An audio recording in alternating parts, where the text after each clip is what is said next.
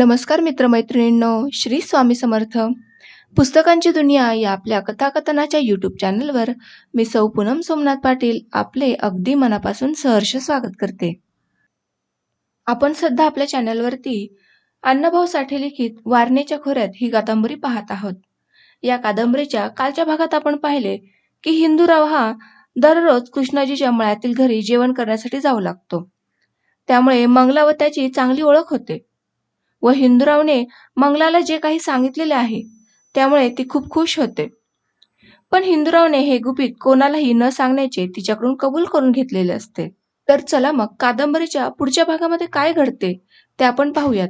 तत्पूर्वी अगदी मनापासून एक नम्र विनंती, जर आपल्याला अशाच प्रकारच्या छान छान कथा कादंबऱ्या ऐकायच्या असतील तर लगेच आपल्या या चॅनलला सबस्क्राईब करा व शेजारील बेल आयकॉन प्रेस करा व व्हिडिओ आवडल्यास लाईक करा व जास्तीत जास्त शेअर करा. व माझ्या वाचनामध्ये काही कमी जास्त असेल, काही मतमतांतरे तुमचे असतील तर ते मला कमेंट करून नक्की सांगा. तुमच्या सबस्क्राईबमुळे मला अधिकाधिक छान छान कादंबऱ्या वाचण्यासाठी नक्कीच खूप प्रोत्साहन मिळते. त्यामुळे नक्की सबस्क्राईब करा.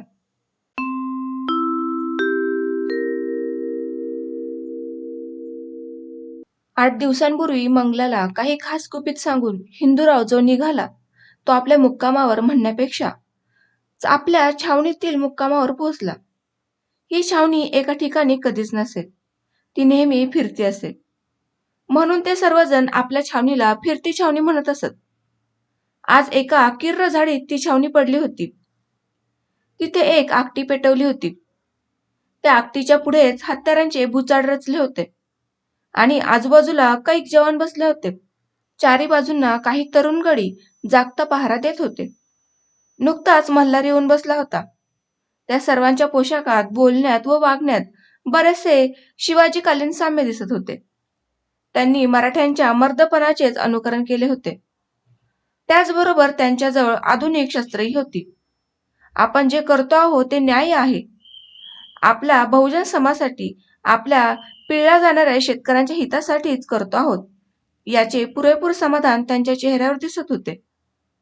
त्याबरोबर शेतकरी जनतेच्या दारिद्र्याबद्दल आणि अमाप जनतेची पिळवणूक करणाऱ्या वर्गाबद्दल त्यांच्या हृदयात द्वेष धगधगत होता. एका माणसाच्या सांगाड्याच्या हाती हजारो एकर जमीन असणे व त्याने आयते बसून खाणे आणि लोकांच्या जमिनीवर हाडाची काढे करणाऱ्यांनी उपाशी राहणे त्यांना मान्य नव्हते.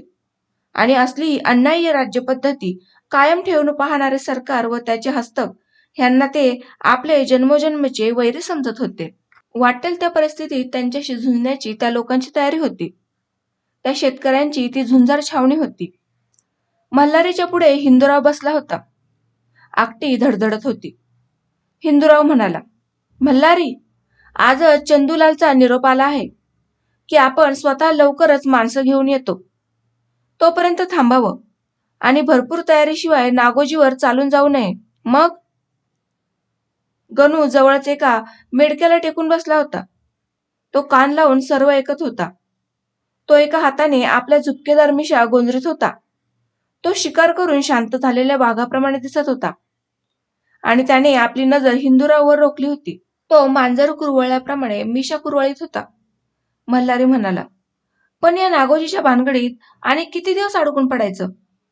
हिंदूराव म्हणाला, ही भानगड नुसती नागोजीची नाही तर त्याच्या पाठीशी सरकार आहे.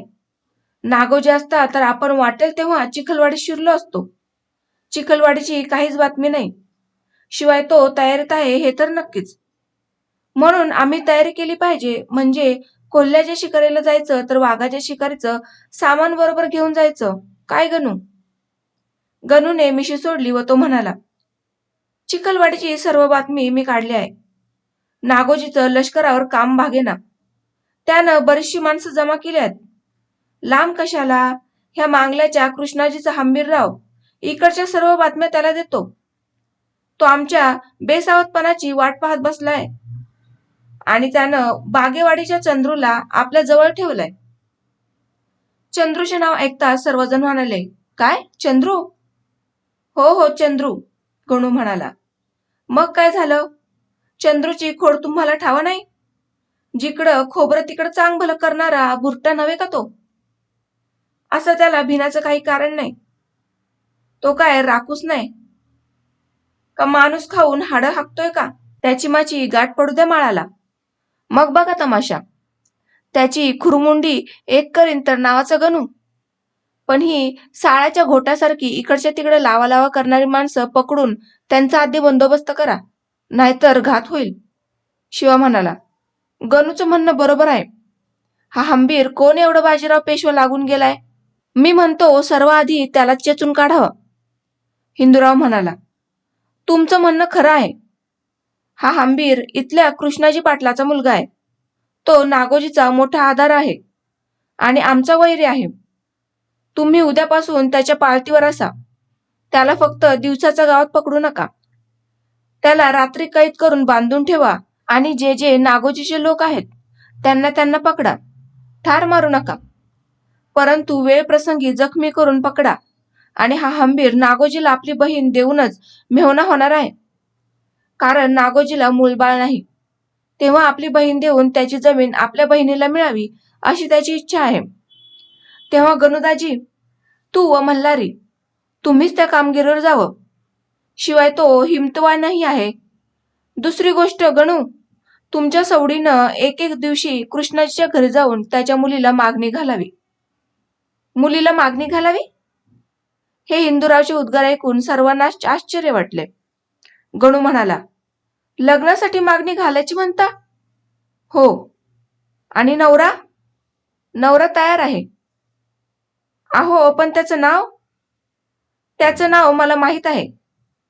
अहो पण तुम्हाला माहीत असून काय करायचंय?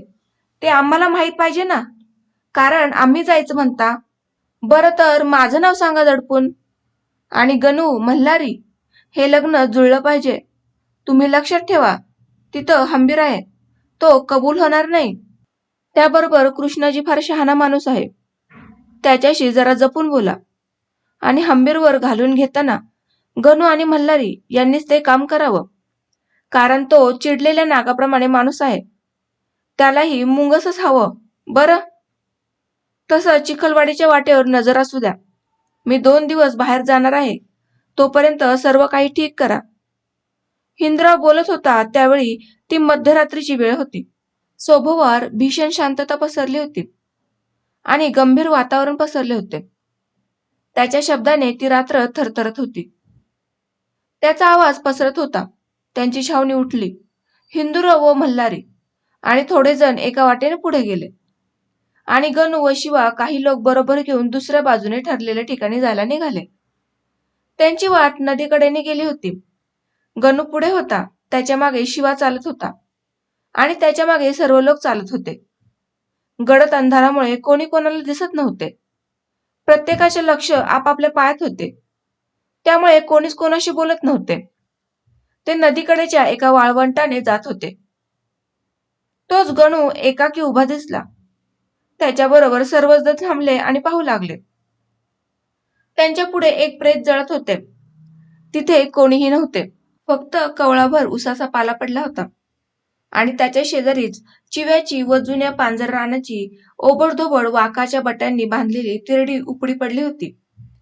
परंतु ती चिता धडधडून पेटली होती. तिच्या लाल प्रकाशाने शेजारचे पाणीही लाल लाल दिसत होते. परंतु एकंदरीत त्या मळ्याच्या मानाने लाकडे कमी असावेत व लोकांनी घाईघाईने चिता पेटवून ते निघून गेले असावेत असे दिसत होते. कारण त्या मळ्याचा एक पाय जाळाच्या बाहेर आला होता. त्याला मुळीच झळ लागत नव्हती, हे स्पष्ट दिसत होते. गणूची दृष्टी त्या पेटत्या पायावर खिळली होती. तो एकसारखा त्याच्याकडेच पाहत होता. त्याला शिवा म्हणाला, आपण का थांबायचं? चला. त्या जळत्या पायाकडे पाहत गणू म्हणाला, शिवा, हे बिचार माणूस मरायचं ते मेलं आणि हे जळायचं तेही जळतं, परंतु त्याचा एक पाय मात्र मागं राहण्याचे बेतात आहे. काय करावं बरं?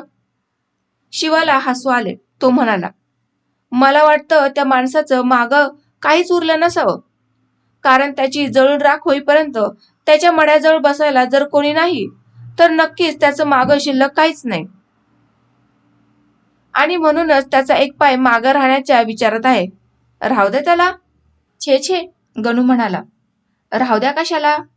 जर त्याचं काहीच मागं नाही तर पाय तरी कशाला? जाऊ द्या त्याला त्याच्याबरोबर, असे म्हणून तो त्या पेटत्या चितेजवळ गेला व त्याने हातातील कुऱ्हाडीच्या दांड्याने तो पाय आत लोटून दिला आणि परत तो शिवाजवळ येऊन म्हणाला, माणसानं काहीतरी चांगलं कार्य करून कीर्ती मिळून मागं ठेवावी किंवा पुढच्या पिढीच्या हितासाठी काहीतरी चांगलं करून ठेवावं, की जे कधीच नासत नाही आणि कधीच मरत नाही.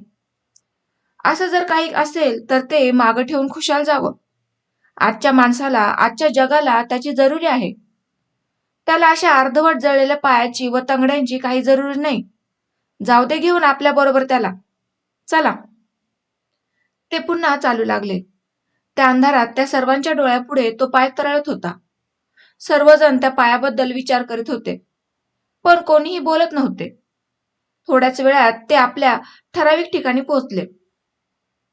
सर्वजण घोंगड्या खालवर टाकून पडले आणि गणू व शिवा बसून त्या पायाबद्दल बोलत होते.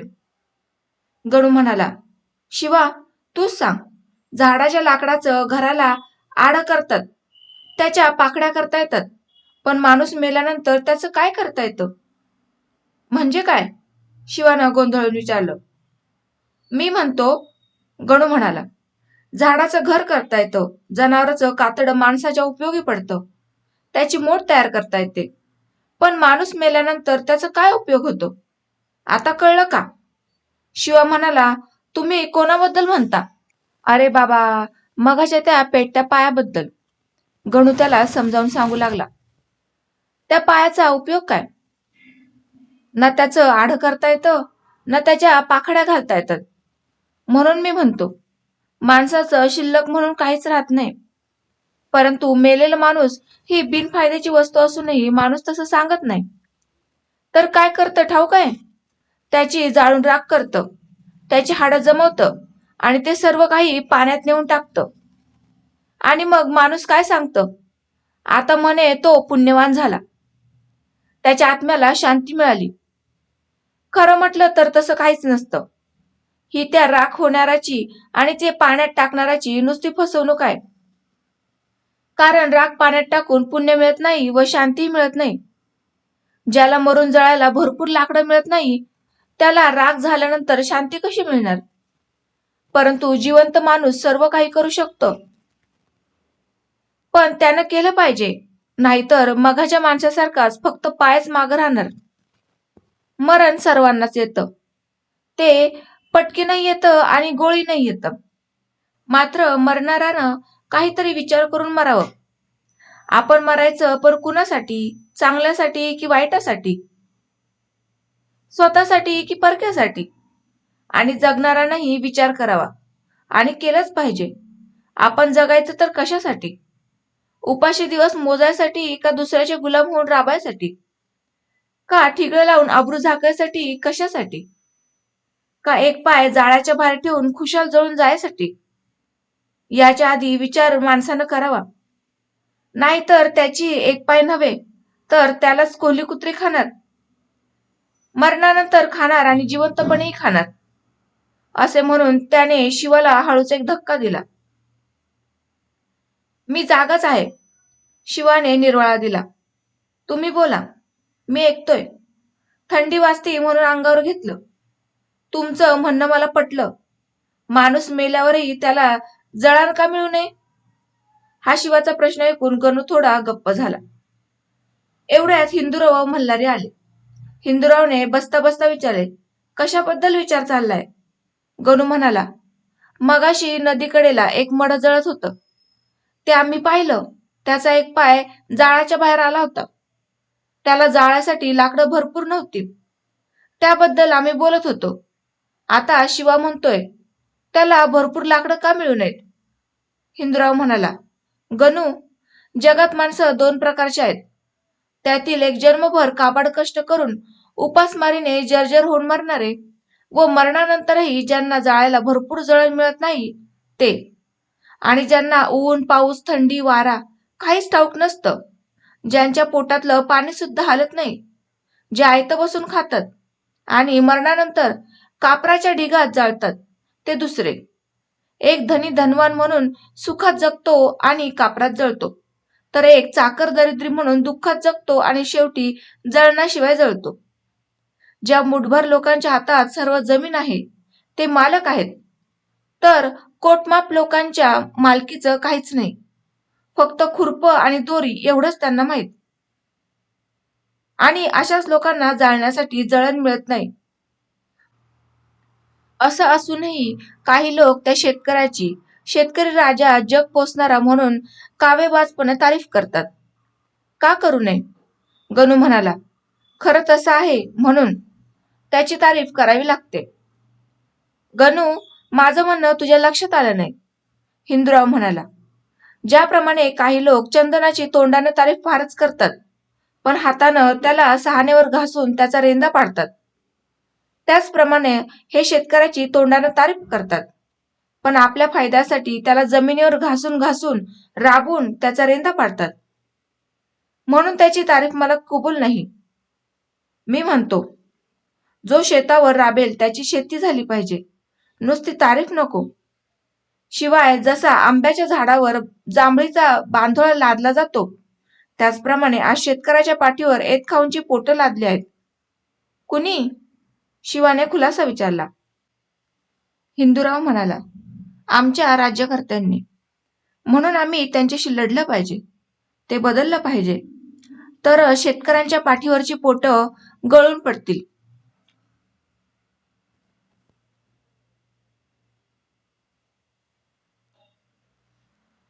इथून पुढं हिंदूराव म्हणाला, आमच्या राज्यकर्त्यांनी.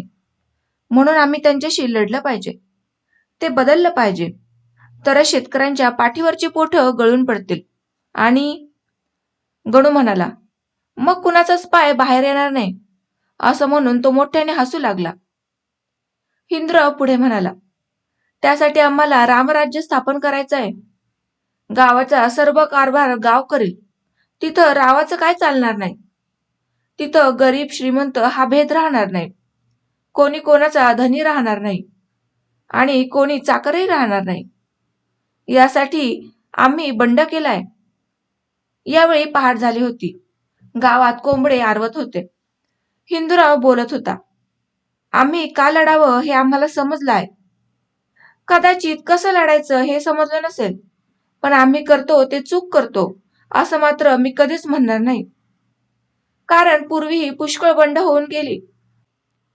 57चं बंड झालं, ते शेवटी फसलं, परंतु त्या बंडात जे मरण पावले ते अमर झाले. उमाजीनेही बंड केलं, तेही फसलं.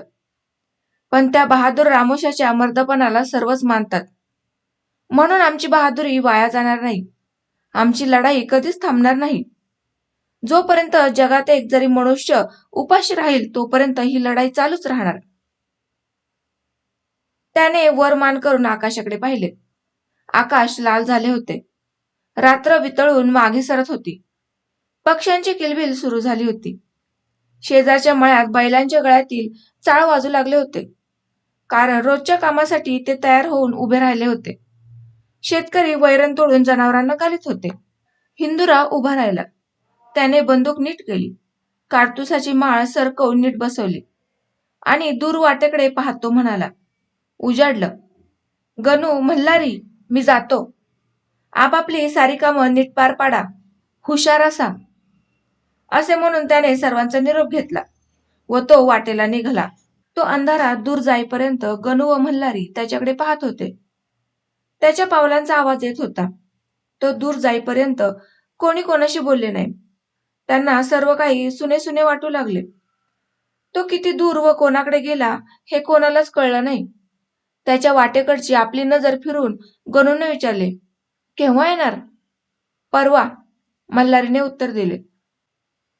हिंदूराव गेल्यानंतर त्यांनी थोडी झोप घेतली आणि सूर्य उगवायच्या आत उठून ते पुन्हा आपल्या कामाला लागले. आणि आपली कार्य उरकून ते बरोबर न्याहारीच्या वेळेला गावात शिरले. त्यावेळी गणू, मल्हारी आणि 3 इसम असे 5 बेगुमान कृष्णाजीच्या घराकडे जात होते. नुकतेच रानात निघालेले शेतकरी, गुराखी मुले व शेतकरी स्त्रिया आपापल्या दारात उभ्या राहून त्यांच्याकडे पाहत होत्या. गणूपेक्षा थोडाच उंच असलेला मल्हारी सर्वांच्या मागे उभा होता. त्याची भरपूर रुंद छाती व तिच्यावर आवळून बसवलेली काडतुसांची माळ खांद्यावरची बंदूक, सर्व काही और दिसत होतं.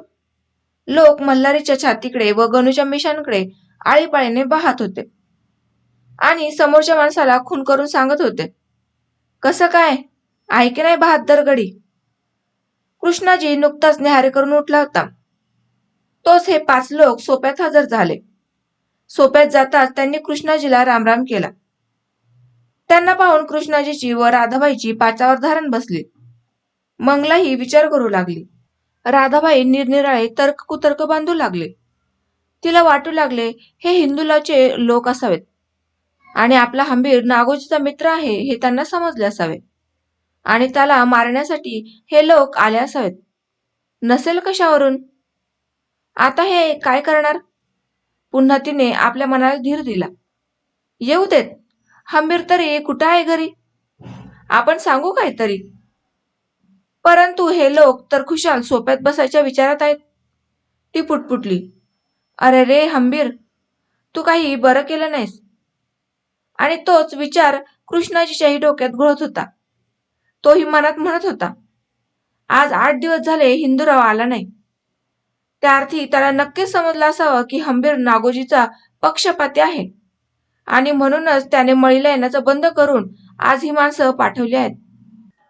आता आपण काय सांगावं असा विचार करीत त्याने त्यांना बसायला लावले आणि शेतकरी रिवाजाप्रमाणे मंगलाने पाण्याचे तांबे आणून पुढे ठेवले. थोड्याच वेळाने कृष्णाजीने हळूच प्रश्न केला, का, काय येणं केलं होतं. तुमच्या घरी पाहुणे होऊन आलो आम्ही, गणूने पोक्त आणि मुरबी थाटात सांगितले. पाहुणे. कृष्णाजी म्हणाला, माझ्या लक्षात नाही आलं. गणू म्हणाला, पाहुणे म्हणजे तुमच्या घरी तुमची मुलगी आहे असं आम्हाला कळलं आहे आणि तिला मागणी घालण्याकरता आम्ही आलो आहे. काय मल्हारी, असंच ना. त्याने मल्हारीचाही पाठिंबा आहे हेही कृष्णाजी दाखवून दिले. हे ऐकून व पुन्हा घरात गडबड सुरू झाली. मंगलाही आश्चर्यचकित होऊन हे ऐकत होती. राधाबाईची तर कंबरच बसली. कृष्णाजी म्हणाला, ठीक आहे, मग कसं करावं म्हणता. मल्हारी म्हणाला, तुमची आळीतील माणसं बोलवा, तुमचे भाऊबंद बोलवा आणि रीतशीर ठरवून टाकूया. परंतु शिवा म्हणाला, मुलगी द्यायची की नाही ते आधी ठरवा आणि ते ठरल्यानंतर बाकीचं ठरवा. गणू म्हणाला, ते कशाला आधी ठरवायचं. मुलगी द्यायची नाही तर काय पेवात लिपून ठेवायची काय. ते काही नाही. पाटील, तुमची भाऊबंदकी बोलवा. नंतर राधाबाई बाहेर गेली आणि लोक भराभर सोप्यात जमू लागले. राधाबाईला वाटत होते आपल्या घरी आलेले पाहुणे कसले का असेनात, आज ते पाहुणे म्हणूनच आले आहेत, तेव्हा आपण तरी काम हात दाखवून अवलक्षण करून घ्या. देजात सोयरीक मोडता येते, लावलेल्या हळदी धुवून लग्ने मोडले आहेतच ना. शिवाय आपल्या घरी मुलगी आहे म्हणून हे लोक आले आहेत, तेव्हा काय होते ते तरी पाहावे. कृष्णाजीच्याही मनात हाच विचार सुरू होता. गावातील पंच, मोठमोठे बोलके गृहस्थ येत होते. नारूमामा येऊन आपले खुडवे कमरेबरोबर धोत्राने बांधून ठाण बांधून बसला होता, तर त्याच्या समोरच्या खांबाला बहिरी टेकून बसला होता. त्याने मल्हारीच्या दिप्पाड देहावर आपली नजर लावली होती. तो त्याच्या शरीराचे बारीक नजरेने जणू निरीक्षण करीत होता. तो क्षणभर त्याच्या प्रचंड मांड्या न्याहाळीत होता, तर क्षणभर त्याच्या विशाल छातीचे मोजमाप करीत होता आणि लगेच त्याची रुंद गर्दन पाहत होता. त्याने हळूच आपल्या हाताने आपली बगळ्याच्या मानेप्रमाणे असलेली मान चाचपून पाहिली आणि नाक मुरडले व मल्हारीचा चेहरा पाहिला. त्याचे चिंचोळे नाक, त्या केसाळ भुवया तो पाहत होता, तेव्हा त्याच्या चेहऱ्यावर आश्चर्य आणि आनंदाचे विलक्षण खेळ मिश्रित झाले होते. मंगलाला मागणी आल्याची वार्ता गावभर पसरली आणि लोक कृष्णाजीच्या घराकडे येत होते. आजीच्या नात्याच्या म्हाताऱ्यांनी व भाऊजाईच्या नात्याच्या तरुण स्त्रियांनी घरात एकच गर्दी करून सोडली. मंगलाच्या मैत्रिणी आपल्याला लवकर करवली होऊन मांडवात मिरवण्याची संधी लाभणार या विचारात दंग होत्या. एक शेतकरी मोठ्याने म्हणाला, बोला बरं झटपट, 4 गोष्टी बोलणं मिटून टाका आणि मोकळे व्हा.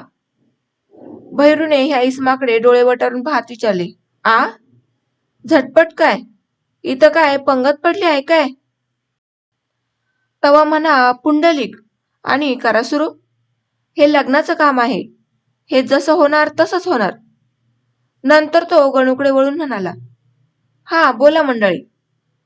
आम्ही आपली मुलगी कुणाच्या घरात देणार? त्याचं नाव काय? त्याच्या जमिनीचं खातं किती रुपयांचं आहे? ते सांगा. आणि आमचं म्हणजे कृष्णाजीचंही पहा. आणि नवऱ्याचं वय काय आहे? त्याचं नाव काय आहे? आणि गाव? सर्व लोक शांत होऊन ऐकत होते. गणू म्हणाला, झालं का तुमचं? आम्ही आमचं घर सोडून आज पुष्कळ दिवस झाले आहेत. तेव्हा आम्हाला घरही नाही आणि गावही नाही. आम्हाला जर गाव नाही तर जमीन आणि खातं कसं असणार? आणि आम्ही आलोय ते तुमचं खातं तपासण्यासाठी नाही. आता मुलाचं नाव आणि वय मात्र सांगू शकतो ते का? त्याचं वय आहे 25 आणि त्याचं नाव हिंदूराव. हिंदूरावचे नाव ऐकून बहिरूचे डोळे गरगर फिरले. तो कावराबावरा झाला. जिकडे तिकडे हिंदूराव बद्दल चर्चा सुरू झाली. हा, पुढं बोला. मल्हारीने डिरकी ठोकली. पुन्हा सर्व लोक शांत झाले. मल्हारी म्हणाला, आम्हाला गाव, घर, आई, बाप सर्व आहे, पण सांगता येत नाही. पाहिजे तर आम्ही आमची सर्व हकीकत सांगतो, पण हिंदूराव बद्दल काहीही सांगता येणार नाही. का? तर आम्ही नवीन धंदा सुरू केला आहे म्हणून. मंगला शांतपणे ऐकत होती. गणूच्या व मल्हारीच्या बोलण्यावरून सर्व लोक थंड पडलेले पाहून बहिरू सर्व लोकांच्या तोंडाकडे पाहत होता. आणि आपण मोठ्या तावाने बोलून फसलो की काय आणि पुढे काय बोलावे याचा विचार करीत होता. तोच, हा बोला भैरूदाजी. नारूमामाने मुद्दाम त्याला चिमटा घेतला. मी काय बोलू? सर्वांनीच बोललं पाहिजे. तुम्हीही बोला. मला जे वाटलं ते मी बोललो. तुम्ही सांगा आता काय करायचं ते. नारू म्हणाला, हे पहा, कृष्णाजीचं खातं किती का असेना, ते काही मुलीच्या नावावर होणार नाही. शिवाय जे खरं आहे ते पाहुण्यांनी सांगून टाकलंय. आता लग्न जुळून आणायच्या 4 गोष्टी करा. तो गणूकडे वळून म्हणाला, तुम्ही मुलगी पाहिली आहे का? गणूने मान हलवीत हो म्हटले. बरं, कृष्णाजी तुम्ही नवरा पाहिला आहे का? कृष्णाजी म्हणाला, हो. मग तुम्हाला पसंत आहे का? हो, परंतु मला मुलीचा विचार काढला पाहिजे आणि हंबीरलाही विचारलं पाहिजे. तेव्हा काय करावं? हे ऐकून गणू म्हणाला, तुम्ही हंबीरचा विचार करून काय सांगणार? याऐवजी आम्हाला सरळ उठून जा असं म्हणून सांगा. तुमचा हंबीर काय सांगणार हे मी आत्ताच सांगू शकतो. एवढंच कशाला? तो राहतो कुठं, खातो काय आणि करतो काय हेही आम्ही सांगू शकतो. हे सारं आम्हाला ठाऊक आहे. गणूच्या या बोलण्याने राधाबाईच्या काळजात धस्स झाले. तिच्या डोकीत विचारांचे काहूर माजले. हंबीर नागोजीचा पक्षपाती आहे. तो मंगलाने नागोजीशी लग्न करावे म्हणतो. तो हिंदूरावचा विनाकारण हेवा करतो. हे सारे त्यांना कळले असले पाहिजे. ती मनात म्हणाली, नागोजी वाईट माणूस आहे. हे कळून सवरून हा हंबीर त्याच्याच ऐकतो. तो त्याची संगत कधीच सोडणार नाही. आपण त्याला पुष्कळ सांगूनही तो हिंदूरावशी वैर बांधून बसला आहे. तो हे लग्न नाही झालं तरी शुद्धीवर येणार नाही आणि कोणाचंही ऐकणार नाही. उलट जर हे लग्न जुळलं तर तर कदाचित हंबीर ताळ्यावर येईल. बहिणीकरता तरी त्याला हिंदूरावशी सरळ वागावं लागेल. काही झाले तरी हंबीर मंगलचा सख्खा भाऊ आहे. तिच्या चेहऱ्यावर हर्ष चमकू लागला. तिला आनंद झाला. तिने मनाशी नक्की ठरवले की लग्न मोडायचे नाही. बाहेर नारूमामा बोलत होता. मला वाटतं तुम्ही असताना हंबीरचा विचार काढायची काहीच गरज नाही. तुम्ही कराल ते त्याला मोडता येणार नाही. म्हणून तुम्हीच आपलं मत सांगून टाका. कृष्णाजी स्तब्ध बसला होता. तो एकाएकी म्हणाला, मंडळी, मी हिंदूरावला फार जवळून पाहिला आहे. त्याच्या घरात जमीन असो नसो मी माझी मुलगी दिली आणि त्याच्याबरोबर सोप्यात मंगला दिली असे जो तो म्हणू लागला. मंगला दिली. मध्येच नारूमामा म्हणाला, दिली खरं, पण कशी? कृष्णाजी म्हणाला, सर्व लग्न मी करून देणार. लग्न ठरलं. सर्व लोकांना आनंद झाला. कोणी सुपाऱ्या फोडू लागले, कोणी पान खाऊ लागले. निरनिराळ्या गप्पा सुरू झाल्या. कृष्णाजीने राधाबाईच्या मनातीलच बोलून टाकल्यामुळे तिलाही फार आनंद झाला होता. आणि मंगला तर लाजाळूच्या झाडाप्रमाणे मुरून बसली होती. तिचे तोंड लाल झाले होते. तिच्या टोकदार नाकाच्या शेंड्यावर व आणीदार हनुवटीवर घामाचे बुंद लोंबत होते. तिच्या मैत्रिणी तिच्या भोवती बसून तिला डिवचून तिची थट्टा करीत होत्या. मंगला आपला नाजूक ओठ आपल्या दाताखाली धरून गालातच मुसमुशी हसत होती. त्यामुळे तिचे दात हिऱ्याप्रमाणे दिसत होते आणि ती आपल्या चवळीच्या शेंगाप्रमाणे दिसणाऱ्या बोटांनी जमीन टोकरीत होती. तिच्या लांबच्या लांब केसातील एक बट तिच्या सुंदर गालावर चिकटून बसली होती आणि तिच्या कानातील मोतीजडित झुबा वाऱ्याने हलणाऱ्या मोतीचुराच्या कणसाप्रमाणे तिच्या गालांवर गडबडत होता. नारूमामा म्हणाला, नारळ 1 रुपया व साखर एका ताटात घालून आणा आणि मुलीलाही घेऊन या बरं. बहिरूने पुन्हा एक शंका काढली. तो म्हणाला, मुलीला कशाला आणता? हे लग्न ठरण्यापूर्वी भटजीकडे जाऊन नावरस पाहिली का? इथून पुढं नारूमामा म्हणाला, नारळ 1 रुपया व साखर एका ताटात घालून आणा, मुलीलाही घेऊन या बाहेर बरं. बहिरूने पुन्हा एकदा शंका काढली. तो म्हणाला, मुलीला कशाला आणता? हे लग्न ठरण्यापूर्वी भटजीकडे जाऊन नावरस पाहिली का? नारूमामा म्हणाला, पास तिथे परमेश्वर. मग भटजीचे काय जरुरी आहे? आणि भटजीला व पंचांगत पाहून जर सर्व करायचं तर माणसाला काहीच करता येत नाही. लग्नच काय, परंतु मुहूर्ताशिवाय उसाला पाणी सुद्धा पाजता येत नाही. आम्हाला मुहूर्ताची वाट पाहत बसावं लागल. कारण विहिरी काढायला, मोठं जुंपायला, नांगरायला, कुळवायला, पेरणी करायला, कुपान घालायला साऱ्यालाच मुहूर्त लागून ठेवला आहे. आणि रोज उठून मुहूर्त पाहायचं म्हटलं तर आमचे 12 वाजतील. अहो, मरायसाठी देखील पंचांग चाळावं लागल. म्हणून म्हणतो, आता नवीन कायदा सुरू करा. काय मंडळी, तुमचं काय मत आहे? त्याने सर्व लोकांना विचारले. नंतर सर्वांनी त्याचे म्हणणे कबूल केले आणि अंगावर शाल घालून मंगलाला बाहेर आणले. सर्वांनी तिच्या तोंडात साखर घातली. लग्न ठरले आणि त्याच दिवशी लग्नाचा दिवसही नक्की झाला. लग्न 3 दिवसांवर आले आणि तेही कृष्णाजीच्या दारातच करायचे ठरले. सर्व लोकांना आनंद झाला. सर्व लोक लग्न नक्की करून घरोघर निघाले. शेवटी जाता जाता भैरू गणूला म्हणाला, छान झालं, तुपात साखर पडली. नारूनेही सर्वांचा निरोप घेतला. सर्वच आनंदात परतले. परंतु दुधात मीठ पडल्याप्रमाणे या सर्व आनंदाला दुःखात लोटण्यासाठी, हर्षाचे रुदनात रूपांतर करण्यासाठी आणि हे लग्न जुळवणाऱ्या गावकऱ्यांना थरारून सोडण्यासाठी हंबीर वाट चालत होता, हे कोणालाच माहीत नव्हते.